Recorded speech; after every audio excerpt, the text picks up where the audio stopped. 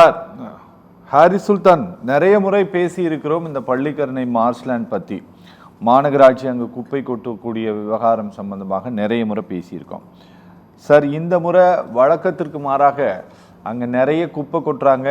அங்கே அரசு அதை செய்யக்கூடாது அப்படின்ட்டு சொல்லும் போதெல்லாம் அதில் பெரும் கவனம் செலுத்தாத இந்த பொது சமூகம் இன்னைக்கு அங்கே இருக்கக்கூடியவர்களுடைய வீடுகளை எல்லாம் விற்பனை செய்ய முடியாது, 1,00,000 பேருடைய வாழ்க்கை அவ்வளோதான் அம்பேல் அப்படின்ட்டு வைக்கக்கூடிய தம்னிலுக்கு, யூடியூபினுடைய தம்னிலுக்கு பெரிய அளவில் ரியாக்ட் பண்ணி ஆதங்கத்தை வெளிப்படுத்தி கொண்டு இருக்கிறார்கள். இப்போ அரசு எடுத்திருக்கக்கூடிய இந்த ராம்சார் நில விவகாரத்தில் அரசு எடுத்திருக்கக்கூடிய முடிவு அல்லது எடுக்க போகக்கூடிய முடிவு எப்படி இருந்தால் சரியாக இருக்கும்? இல்ல, நம்ம சொன்ன மாதிரி பள்ளிக்கரணை சதுப்புங்கிறது ஏறக்குறைய 6,000 ஹெக்டேரா இருந்தது. கடைசியில ஒரு 10-20 வருஷத்துக்கு முன்னாடி வரைக்கும் ஒரு 600 ஹெக்டரா குறைஞ்சதை பார்த்தோம். தொடர்ந்து சுற்றுச்சூழல் ஆர்வலர்கள் இதை மோசமான தன்மையை தொடர்ந்து பேசி கடைசியில தான் ஒரு 600 சில்லறை ஹெக்டேர் நம்முடைய ஃபாரஸ்ட் டிபார்ட்மெண்ட்டுக்கு ஒப்படைச்சாங்க. ஏன்னா இன்னும் அது பாதிக்கப்பட்டிருக்கூடாது, இன்னும் மோசமாயிருக்கூடாதுங்கிற ஒரு பெரிய கடைசி கட்ட சூழ்நிலையில் தான் ஒரு 600 சில்லறை ஹெக்டேர் ஃபாரஸ்ட் டிபார்ட்மெண்ட்ல ஒப்படைக்கப்பட்டது முதல். அடுத்ததா நமக்கு 2015 ஃபிளட் பார்த்தோம், 2023 பெரிய திருப்பி மிக்ஸாம் புயல்ல ஃபிளட்டை பார்த்தோம். தொடர்ந்து இந்த மாதிரியான பிரச்சனைகள் வரதான் அப்ப என்ன ஆகுது அப்படின்னா, போன தடவை 2022 இது ஒரு ராம்சார் அப்படிங்கிற ஒரு இதுவா அறிவிக்கிறாங்க. அப்படி அறிவிக்கும் போதே என்ன சொல்றாங்கன்னா, இது 1247 ஹெக்டேர் அந்த அளவுக்கு நாங்க ராம்சாருக்கு அறிவிக்கிறோம் அப்படின்னு அறிவிச்சாங்க.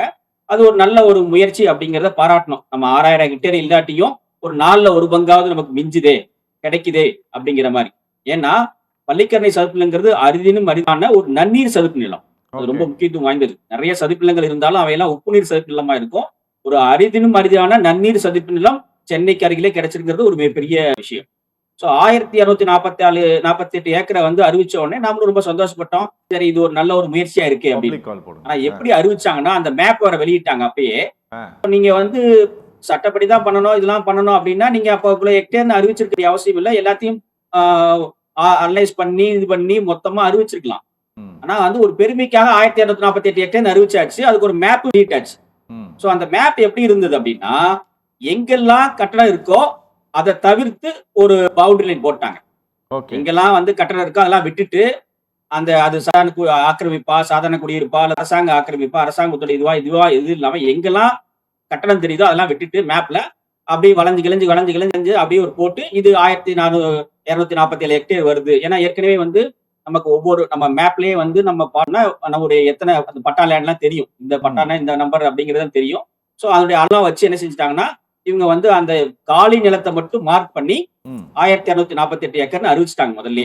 இதுதான் ராம்சார் சைட் அப்படின்னு அறிவிச்சிட்டாங்க. ஸோ அதற்கு பின்னாடி என்ன ஆகுது அப்படின்னா, நம்ம சொன்ன மாதிரி 2023 30/6/2023 நியூ இந்தியன் எக்ஸ்பிரஸ்ல ஒரு ஆர்டிகிள் வருது. காசா கிராண்ட் ஒரு அவங்களுடைய அபார்ட்மெண்ட் கட்டுறதுக்காக பெரும்பாக்கம் மார்ஷ்லேண்ட் வழியா வழி போட்டு அதை ஆக்கிரமிக்கிறாங்க அப்படிங்கிற ஒரு நியூஸ் வருது. இந்த நியூஸ் வந்த உடனே என்ன செய்யறாங்கன்னா, என்ஜிடி இதை ஒரு சூமோட்டாவா எடுக்கிறாங்க. இந்த சூமோட்டாவா எடுத்து இதை விசாரிக்கிறாங்க. எப்படி பண்ண முடியும், ராம்சார் சைடுக்குள்ள எப்படி வர முடியும் அப்படிங்கிறதெல்லாம் விசாரிக்கும் போது அரசு தரப்புல ஒவ்வொருத்தரும் சப்மிட் பண்றாங்க. அதுல ஸ்டேட் வெட்லேண்ட் அத்தாரிட்டி என்ன பண்றாங்கன்னா, அவங்க கொடுக்கக்கூடிய அபிடவிட்ல என்ன பண்றாங்க அப்படின்னா, இது ஏற்கனவே நம்ம கேரியர் சார்பாக இந்த பள்ளிக்கரணை மார்ஷ்லேண்டுக்காக இன்டிகிரேட்டட் மேனேஜ்மெண்ட் பிளான், ஐஎம்பின்னு சொல்லக்கூடிய இன்டிகிரேட் மேனேஜ்மெண்ட் பிளான் ஏற்கனவே ஒப்படைச்சிருக்காங்க. இந்த பள்ளிக்கரணை மார்ஷ்லேண்ட் எப்படி பண்ணலாம் அப்படிங்கிறதுக்கான ஒரு பிளான் கொடுத்திருக்காங்க. பட் அந்த பிளானை அரசு இது வரைக்கும் இன்னும் அப்ரூவ் பண்ணல. ஆனா அந்த அப்ரூவ் பண்ணாத பிளானா இருந்தாலும் என்ன பண்ணிருக்காங்கன்னா, ஸ்டேட் வெட்லேண்ட் அத்தாரிட்டி ஒப்படைக்கும் போது அதுல என்ன சொல்லிருக்கு அப்படின்னா, இந்த இன்ஃப்ளூயன்ஸ் ஜோன் அப்படிங்கிறது 1 கிலோமீட்டர் வரைக்கும் இருக்கலாம். அவங்க என்ன சொல்லிருக்காங்கன்னா, எல்லா பகுதியிலும் 1 கிலோமீட்டர் சொல்லல, குறிப்பிட்ட பகுதியில 1 கிலோமீட்டர் இருக்கலாம், குறிப்பிட்ட பகுதியில 50 மீட்டரா இருக்கலாம், குறிப்பிட்ட பகுதியில மாறி மாறி இருக்கும் அப்படிங்கறத அவங்க கேரியர்ல சப்மிட் பண்ணிருக்காங்க.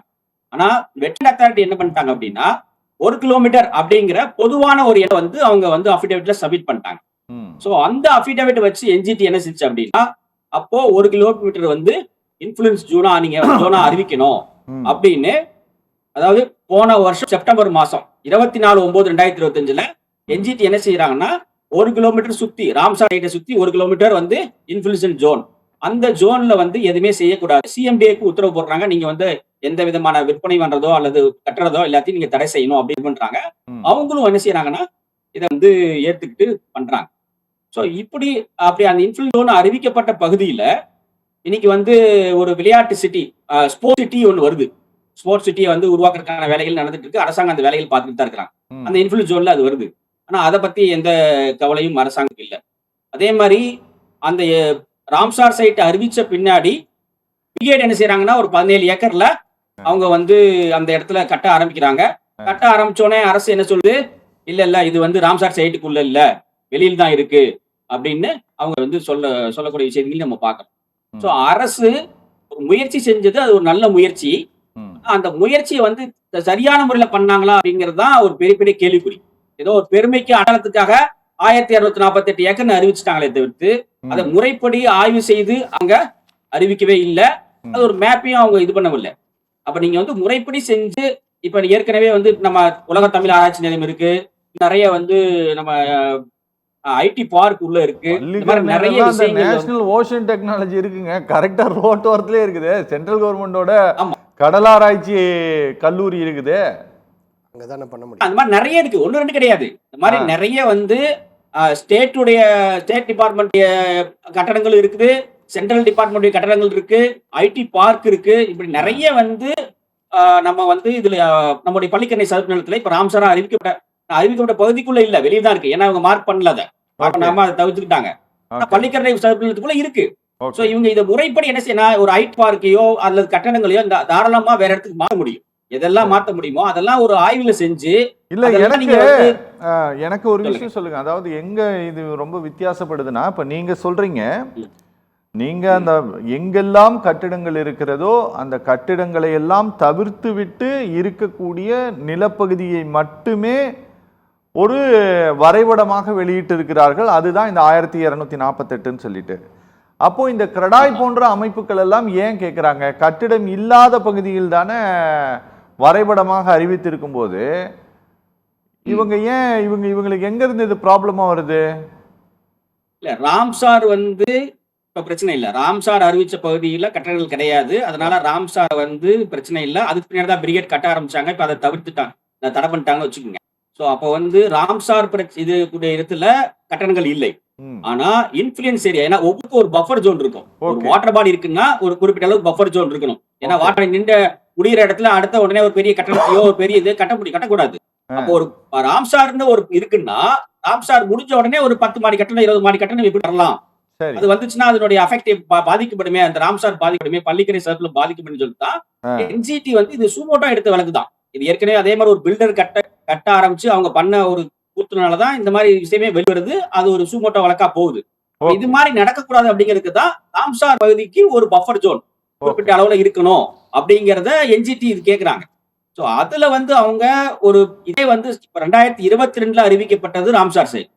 ஆனா 2025 வரைக்கும் இவங்க அதனுடைய பவுண்டரிஸை வந்து மார்க் பண்ணவே இல்லை அப்படிங்கறதா அது எவ்வளவு பெரிய மோசமான செயல் நம்ம பாக்குறோம். அப்ப நீங்க இதான் கரெக்டா செக் பண்ணி நீங்க வந்து சரியா கொடுத்திருந்தாங்கன்னா நிச்சயமா வந்து இவ்வளவு பெரிய இஷ்யூ வந்து வந்திருக்காது. அத வந்து அரசு சரியா செய்யல அப்படிங்கறதா ரொம்ப ரொம்ப மோசமான விஷயமா பாக்குறோம். ஓகேங்க, ஓகே, பேசலாம் நாம. ஹாரிஸ் சுல்தான் இணைப்புல இருக்கீங்களா? சொல்லுங்க சார், சொல்லுங்க. அந்த வீடியோ கொஞ்சம் போட்டுட்டுருங்கப்பா.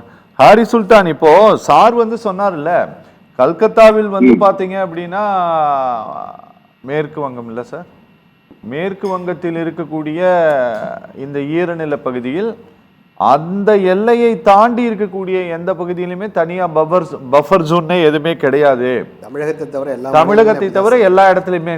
அப்படி ஒரு முடிவை இந்த அரசு எடுப்பதற்கு வாய்ப்பு இருக்கா ஏதாவது? ஏன்னா இங்க நாம இழந்தது வந்து ரொம்ப அதிகமா இருக்குது. இல்ல, ஏன்னா மேற்கு வங்கத்துல வந்து முழுமையா அதை பாதுகாத்துருக்காங்க. பஃபர் ஜோன்ங்கிறது எக்ஸ்ட்ரா இல்ல, தேவையில்லைங்கிறது. பல இடங்கள்ல வந்து அது ஏற்கனவே முழுமையான அளவு பாதுகாக்கப்பட்டனாலதான் அதுக்கு பஃபர் ஜோன் தேவை அப்படிங்கிறது அவசியம் இல்லை அப்படிங்கிறதா வருது.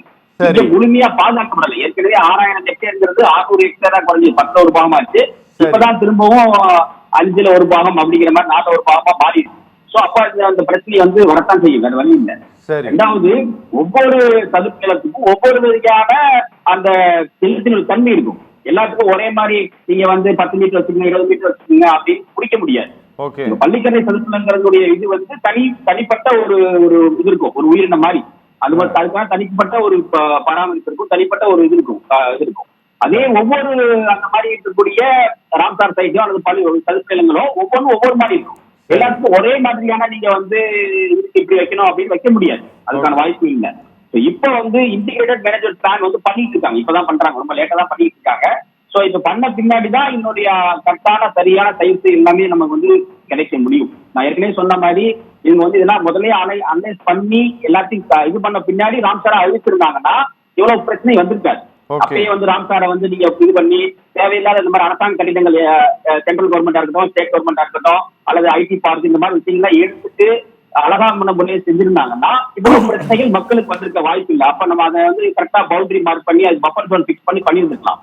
எடுத்தை கவிழ்த்தைங்கிற மாதிரி நாங்க வந்து 1647 ஏக்கர் வந்துட்டோம் அப்படின்னு பெருமைக்கு பீச் அடிக்கிற மாதிரி அவங்க அறிவித்தது, அதுக்கு ஒரு மேப்பையும் அவங்களா இஷ்டத்துக்கு ஒரு போட்டுக்கிட்டது, இதெல்லாம் தான் வந்து இன்னைக்கு மக்களுக்கு வந்து ஒரு பெரிய பிரச்சனையா மாறிடுச்சு.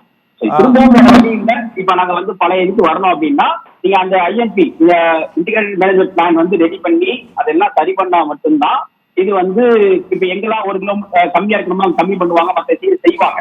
சோ அது முடிகிற வரைக்கும் இதை வந்து மாற்றி அமைக்கிறதுக்கான வாய்ப்பு குறைவு. சோ அதை மாற்றி அமைக்கும் போது மட்டும் கூட நீங்க சாமானிய மக்கள் இதனால பாதிக்கப்படாம இருக்கணும். ஏன்னா இது அரசு செய்த தவறை தவிர்த்து மக்கள் செஞ்ச தவறு கிடையாது. ஒவ்வொரு தடவையும் அரசு செய்யற தவறுக்கு மக்கள் தான் வந்து பலியாகிறாங்க. சோ அப்போ அரசு வந்து அவங்களுக்கான நஷ்ட ஈடை வந்து முழுமையா கொடுக்க வேண்டிய கட்டாயம் இருக்கு. நம்ம நில எடுப்பு சட்டத்துல வந்து சிட்டில வந்து 2 மடங்கு தொகை கொடுக்கணும், கிராமங்கள்ல 4 மடங்கு தொகை கொடுக்கணும்லாம் இருக்கு. சோ இந்த மாதிரியான விஷயங்களை வேற வழி இல்ல, மக்களுக்காக அது செஞ்சு ஆகணும். அதை வந்து ஒரு பர்ஃபெக்டா செஞ்சா மட்டும்தான் ஒரு பக்கம் நேச்சரையும் நம்ம பாதுகாக்க முடியும், இன்னொரு பக்கம் மக்களையும் பாதுகாக்க முடியும். மக்களுக்காக நேச்சரை விட்டு கொடுக்க முடியாது, அதே மாதிரி நேச்சருக்காக மக்களை விட்டு கொடுக்க முடியாது. ரெண்டையும் ஆலோசனை செய்து சரியான முறையில திட்டமிட்டு இதையாவது செய்ய வேண்டிய கட்டாயம் அரசுக்கு ஏற்பட்டிருக்கு நான் நம்புறேன். Okay okay okay